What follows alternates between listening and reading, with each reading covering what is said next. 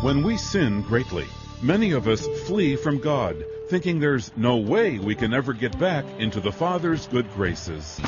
We run our races of life on tough terrain, finding out that sin takes us where we really don't want to go. When we get weary enough, some of us make the crucial choice to return to the Father no matter what.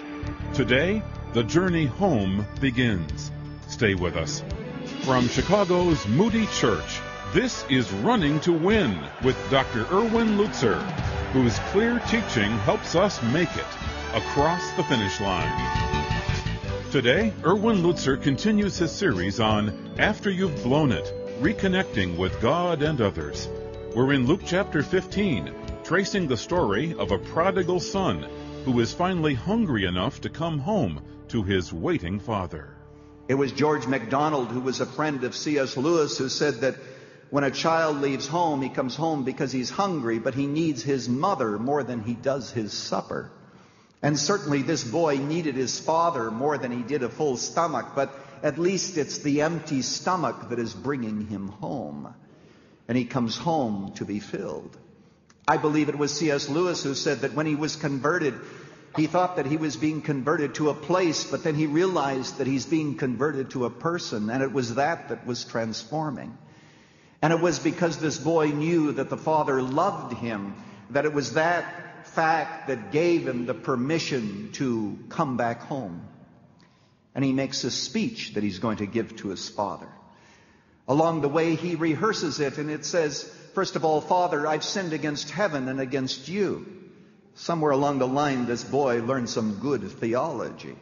All of our sin is always first and foremost against God, and only secondarily against others.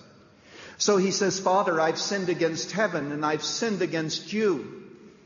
And then he says, I am no more worthy to be called your son. Make me as a hired servant. And so with that in his mind and heart, he begins the long trip back to the Father. Meanwhile, back home, the Father has lost all interest in the business. There are times when the Father puts down the tools and his eyes scan the horizon because he's looking for his wayward child. And he thinks to himself, I wonder if maybe he's run out of resources in the far country. I wonder whether he will ever come home. Because even though the boy has left the Father's farm, the boy has not left the Father's heart. And someone told me one time, and I believe it is true, that a father can only be as happy as his saddest child. And so even though the farm seems to be prospering, the father's mind is somewhere else. And one day as he puts down the tools, he looks in the distance. And in the Greek text, when it says he saw him when he was yet a great way off, it's the same word as the far country, which leads us to believe that the Father was actually scanning the horizon, looking as far as he possibly could into the far country to see whether or not he might find his boy. He sees a dot in the distance, and the dot begins to get closer and closer, and as he sees the boy coming toward him, suddenly he picks out his features and he runs toward him. And the boy has practiced his speech, and he says, Father, I've sinned against heaven and against you, and am no more worthy to be called your son. But he can't finish it. He can't finish the words, make me as one of your hired servants, because suddenly he is smothered with kisses. And the father says, bring Heather the best robe and put it on him, and put a ring on his finger and shoes on his feet, and bring the fatted calf and kill it. For this my son was dead and is alive and is lost and is found. The Pharisees who were listening to the parable that Jesus told were saying, that's stupid. How can a man love a boy with the smell of pigs on him?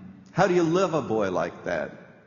But the Father answers by saying, just let me put my arms around him. At this point in the parable, there are two lessons that we should remember for wayward sons. The first lesson is simply this, that the Father awaits and longs for the return of all of his wayward sons and daughters.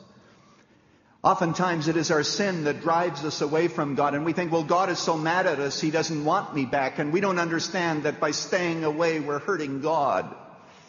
We're hurting Him because He loves us, and He delights in His children, and He wants fellowship with us. And all the reluctance is not on His side. None of the reluctance, I should say, is on His side. All of the reluctance is on our side. We are the ones who think, well, the Father doesn't want me back, forgetting that the Father does want us back. And if you are here today as a backslidden Christian, I want you to know that if you're out of fellowship with the Father, that you're not just hurting yourself. You're also hurting the Father who loves you and sent His Son to redeem you. But there's a second lesson that we learn, and that is that the Father abundantly blesses His wayward sons. He abundantly blesses His wayward sons. One commentator I read said that he struggles with this parable because he says the parable does not have the cross. The parable doesn't say anything about Jesus Christ needing to die before the Father can forgive. Well, I think that the cross is implied, because when the Father says, bring hither the best robe, that is the robe of righteousness that is given to those who believe in Jesus. In fact, it seems as if the right robe, the special robe, may be the Father's own robe that He's going to give to His wayward boy. And then He says, bring hither the ring symbolic of power and status, and then put shoes on His feet. No slave was ever allowed to wear shoes, only sandals. The Father was saying, you're not going to be a hired servant. You're going to be my son. And I'm going to kill for you the fatted calf, and we're going to have a party. We're going to have a big party because you've come home. Why is it that the Father was so anxious to bless His boy? The reason is because the Father is, after all, very generous. And the Father saw in the boy an opportunity. He found someone who wanted the robe and the ring and the shoes. And the Father loves to give to those who are destitute, those who come back to Him with nothing in their hand except failure to present Him. But the Father loves them, and the Father reinstates them, and the Father blesses them.